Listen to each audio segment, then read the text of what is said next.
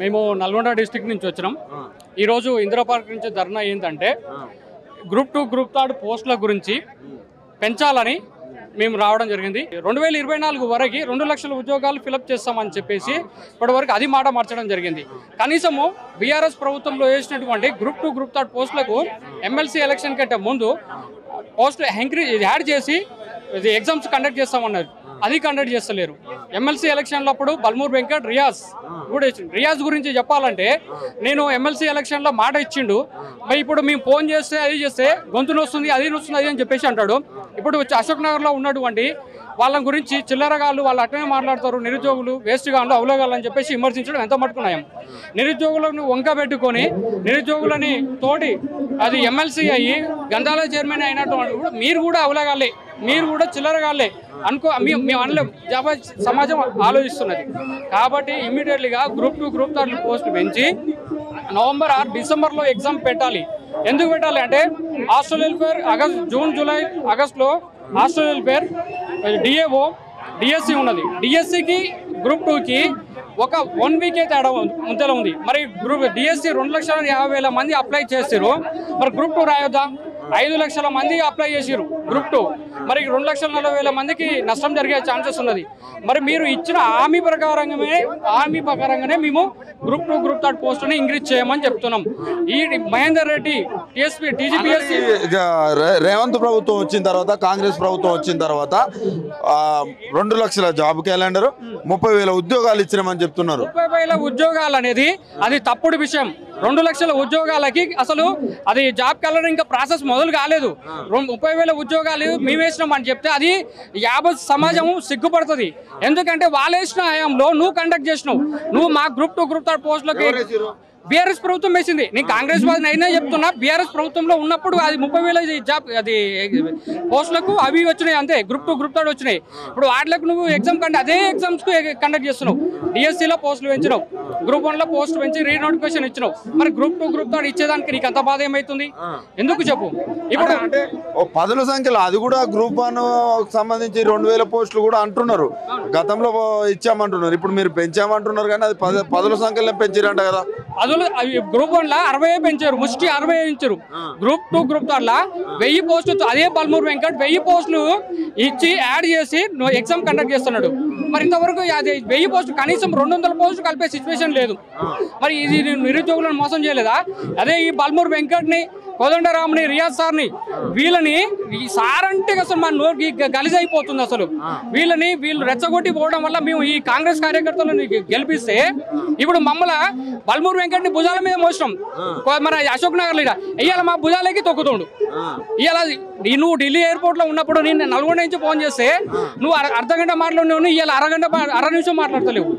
మరి నీకెందుకు అంత ఎమ్మెల్సీ కాగానే నీకు అంత కొమ్ములు వచ్చినాయా? ఈ నిరుద్యోగులంతా ఈ 50 తెలంగాణ చూస్తున్నది. ఇవాళ 5,000 మంది నిరుద్యోగులు వచ్చారు.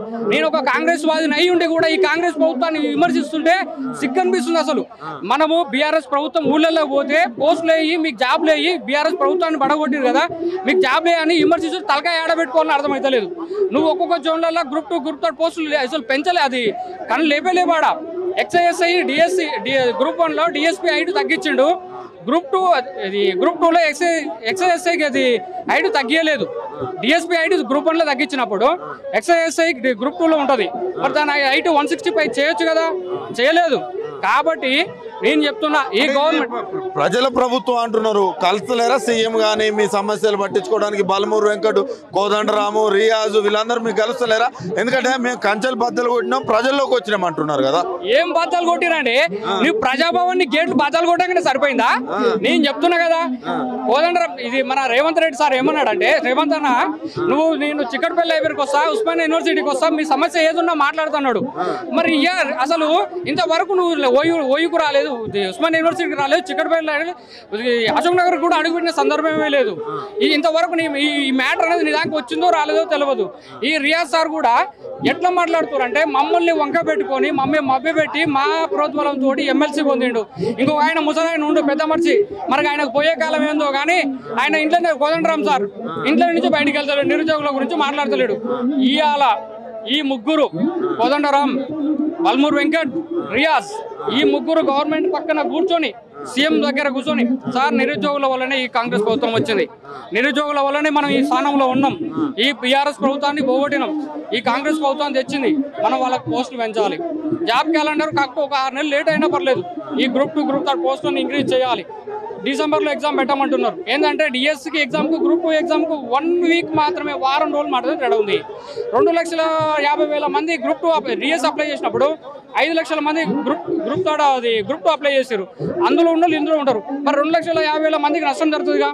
మరి మీరే చెప్పారు నిరుద్యోగులకు ఎగ్జామ్ 2 నెలల గ్యాప్ తోడు ఎగ్జామ్ పెడతామని చెప్పేసి అన్నారు. మరి అట్లా జరుగుతలేదు కదా. ఇన్ని రోజుల నుంచి, నెల రోజుల నుంచి సరే బల్మూర్ వెంకట్ చేస్తున్నాడు, రియాజ్ సార్ చేస్తున్నాడు, కోదండరామ్ సార్ చేస్తున్నాడు, మన సైడ్ ఉన్నాడు, చేపిస్తారని మేము ఓపికతో ఉన్నాం. ఎందుకు ప్రభుత్వం మీద బురద ఎందుకు చల్లాలనుకున్నాం? ఇవాళ ఓపిక నశించి రోడ్ల మీదకి వచ్చినాం. అది కదా, కాంగ్రెస్ కార్యకర్తను అంటున్నావు, కాంగ్రెస్ వాదిని అంటున్నావు, నువ్వు ఇలా మాట్లాడుతున్నావు కదా. ఎల్బీ స్టేడియం వేదికగా గన్ని జాబులు ఇచ్చిండు కదా అన్న, ఆయన ఇచ్చినాయి కావు అవన్నీ? అవి ఆయన ఎగ్జామ్ కండక్ట్ చేసిండు. అవి నీకు చెప్తున్నా, యాదగిరి గుట్టకొస్తాడా, ఇంకా ఎక్కడన్నా మన అది ఏడుకొని వచ్చి ప్రమాణం సీఎం సార్ ప్రమాణం చేస్తాడో. మరి 50 తెలంగాణ మేమంతా పిచ్చోళ్ళమా ఇంతమంది రావడానికి? నేను ఒక కాంగ్రెస్ వాదిని అయ్యి ఉండి కాంగ్రెస్ ప్రభుత్వాన్ని విమర్శించడం నాకేం బాధనా? ఇప్పుడు వాళ్ళు వేసిన పీరియడ్లో వాళ్ళు వేసారు, ఎగ్జామ్ కండక్ట్ చేసారు, వాళ్ళు ఎగ్జామ్ నోటిఫికేషన్ వేసారు, నోటిఫికేషన్ నువ్వు ఎగ్జామ్ కండక్ట్ చేసినావు. అవి ఎట్లా చేసినావు? పోస్ట్ పోన్ కావడం వల్ల, పేపర్ లీకేజ్ కావడం వల్ల. ఖచ్చితంగా గ్రూప్ 2 గ్రూప్ 3 పోస్టులు పెంచాల్సిందే, నువ్వు మాకు న్యాయం చేయాల్సిందే. అంతే, ఒకటే మాట రెండే ముచ్చట. ఇక నీ ప్రభుత్వం గత కేసీఆర్ 9 సంవత్సరాలు చేస్తే వ్యతిరేకత రాదు, నీకు 6 సంవత్సరాలనే వ్యతిరేకత వచ్చింది. మేము కాంగ్రెస్ ప్రభుత్వాన్ని తెచ్చుకుంటే కన్నతల్లి లాంటి ప్రభుత్వం, కన్నతల్లి లాంటి దాన్ని మేము అనుకుంటే సౌంతి తల్లి ప్రేమ చూపించింది. మేము నల్గొండ డిస్టిక్లో ఒక క్యాండిడేట్, సూర్యాపేట క్యాండిడేట్, ఒక క్యాండిడేట్ని ప్రాబ్లం వల్ల కాంగ్రెస్ ఒక టికెట్ గెలవలేదు. 12 కాన్స్టిట్యూషన్లో మేము పిచ్చ తిరిగినాం, 50 మంది కుక్కలు తిరిగినాం. తిరిగి ఒక్కొక్కరిని మీ మొఖాలకు అసలు కాంగ్రెస్ పార్టీకి ఇన్ని సీట్లు రాకపోవు. నేను చెప్తున్నా కదా, ముసలోళ్ళని, వాళ్ళని పెన్షన్దారులను, వాళ్ళ నీళ్ళని కాళ్ళు మొక్కినాం, ఏళ్ళు మొక్కినాం. మీకు పెన్షన్స్ వస్తున్నాయి, మాకు జాబులు వస్తలేవు, మీ పెన్షన్స్ 2,000 ఉంటే 4,000 అవుతుంది, వికలాంగులకు 5,000 అవుతుంది అని చెప్పేసి బదిలాడుకొని మేము కాంగ్రెస్ ప్రభుత్వం తీసుకొస్తే మాకు కాంగ్రెస్ ప్రభుత్వం ఈ విధంగా చేసింది. ఇప్పటికైనా చెప్తున్నా, ఇది పోయింది ఏం లేదు. రేపు క్యాబినెట్లో మొదటి చర్చ మా నిరుద్యోగుల గురించే రావాలి. అయితే నేను అనేది ఏంటంటే ఎమ్మెల్సీగా బల్మూర్ వెంకట్ కావచ్చు, ఇటు తీర్మార్ మల్లన్న కూడా, ఇద్దరు కూడా గెలిచారు. మరి అంటే ఆయన ఒక నామినేట్ పోస్ట్లో ఆయన ఎమ్మెల్సీ అయ్యిండు, ఈయనేమో గ్రాడ్యుయేట్లో ఈయన అయ్యిండు. అది కనీసము తీర్మార్ మల్లన్న అసలు ఏమైనా కలిసే ప్రయత్నం చేసిండా మీకు? తీర్మార్ మల్లన్న నల్గొండకు వచ్చిండు. నల్గొండకు వచ్చినప్పుడు అన్న మరి మా గ్రూప్ 2 గ్రూప్ 3 పోస్టులు పెంచండి, మేము కూడా గెలిపిస్తాం, మీకు సపోర్ట్ చేస్తాం, మేము కూడా కాంగ్రెస్ పార్టీ, కాంగ్రెస్ వాదులమే అని చెప్పేసి మేము అన్నాం. అయితే తమ్ముడు మీరు నన్ను గెలిపియండి, గెలిచినాక నన్ను మిమ్మల్ని భుజాల మీద మోస్తున్నాడు. భుజాల మీద మోసుడు కాదు, ముఖం కనపడతలేదు, అసలు ముఖం కనపడతలేదు. ఎందుకు అవసరం? ఇప్పుడు మళ్ళీ తీర్మార్ మల్లన్నకు నిరుద్యోగులకు ఏం అవసరం? అవసరం లేదు కదా. డబ్బులు పెట్టిండు, గెలిచిండు, అంతే కదా. అది లైవ్ గా మేమే చూసినాం కదా, డబ్బులు పెట్టే గెలిచిండు, ఓటు గెలవడు కదా.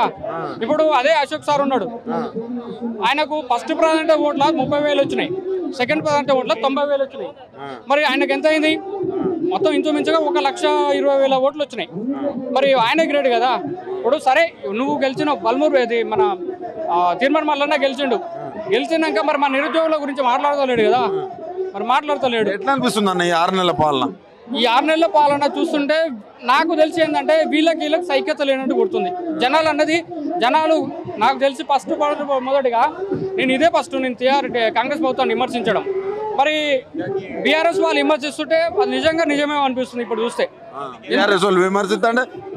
నిజమే అనిపిస్తుంది. ఎందుకంటే ఇప్పుడు కాంగ్రెస్ ప్రభుత్వానికి గ్రూప్ 2 గ్రూప్ 3 పోస్టులు పెంచడము పెద్ద సమస్య కాదు, భారీ మొత్తంలో పెంచమని చెప్పేసి అంటలేరు. ఇప్పుడు మేము మా పోస్టుల్లో జీవన్ రెడ్డి ఏమంటున్నా, గతంలో ఇచ్చిన నోటిఫికేషన్ అట్లే కొనసాగిస్తారు, దాన్ని ఎట్లా మారుస్తారు అని కూడా జీవన్ రెడ్డి లాంటి జీవన్ రెడ్డికి మాలాంటి పిల్లలు ఉంటే ఇట్లాంటి మాట్లాడరు. మాలాంటి పిల్లలు ఉన్నాడు ఇట్లాంటి మాట్లాడు. తలకాయలా లేదు మెదడ, మొక్కలకు జారింది ఆయనకి. ఈ జీవన్ రెడ్డికి. ఎందుకంటే నీకు గ్రూప్ 2 అంటే తెలియదు, గ్రూప్ 3 అంటే తెలియదు, గురుకుల అంటే తెలియదు, జియో 46 అంటే తెలియదు. అలాంటి నీచు నువ్వు ఎందుకు ఇట్లా ఈ నోటిఫికేషన్ల గురించి మాట్లాడాలి? తెలుసునే మాట్లాడాలి, తెలవదానికి ఎందుకు? అంటే మీరు నీచుడు తెలియదని మాట్లాడుతున్నారు, ఏం భయం కావట్లేదా? భయం పడుతున్నాం. మేము ఇప్పుడు 5-6 సంవత్సరాలు, నాకు 33 ఏళ్ళు ఉన్నాయి, నాకు నా జీవితంలో ఆగమైపోయింది. ఇలా నోటిఫికేషన్ నా జోన్లో లేవు. ఎక్సైజ్ 8 తగ్గించామంటే 5 తగ్గిస్తలేరు. నా జీవితం అయిపోయినప్పుడు వాళ్ళకేంది భయపడేది? నేను మంచిగా ఉన్నప్పుడు తీర్మానం వల్ల అసలు 46 జీవో రద్దు చేయించిన అని అన్నాడు ప్రచారంలో. ప్రచారం చేయించిండు. ఈ స్టూడియో పోతే, ఆయన స్టూడియో పోతే సుదర్శన్ ఆయన మనిషి ఉన్నాడు కదా, చెత్త నా కొడుకులు, అరే మిమ్మల్ని మొత్తం మేము అది మీకు జాబే ఇయ్యం పోర్యా అదే అని చెప్పి మీరే చూసారు కదా ఎట్లా తిట్టిరు ఇంకా అనేది. ఇదంతా కాదు భాయ్, మొత్తం మీద గ్రూప్ 2 గ్రూప్ 3 పోస్టులు పెంచాలి. నవంబర్ డిసెంబర్లో ఎగ్జామ్ పెట్టాలి. దీని తర్వాత ప్రభుత్వం ఒకవేళ స్పందిస్తేనేమో చాలా సంతోషం, స్పందించకపోతే ఎట్లా ఉంటాయి పరిణామాలు? స్పందించకుంటే ఇంకా ఏమంటారంటే చినుకు పెద్ద అవుతుంది. ఇదిగో నిప్పు గింత ఉంటే పెద్దగా ఇట్లా అవుతుంది, గాలికి ఆ గాలికి ఈ గాలికి, మరి తర్వాతకి ఇక పెద్దగానే అవుతుంది, ఇంకా పెద్దగా అవుతుంది, ఇంకా చాలా పెద్దగా అవుతుంది. ఓకేనా?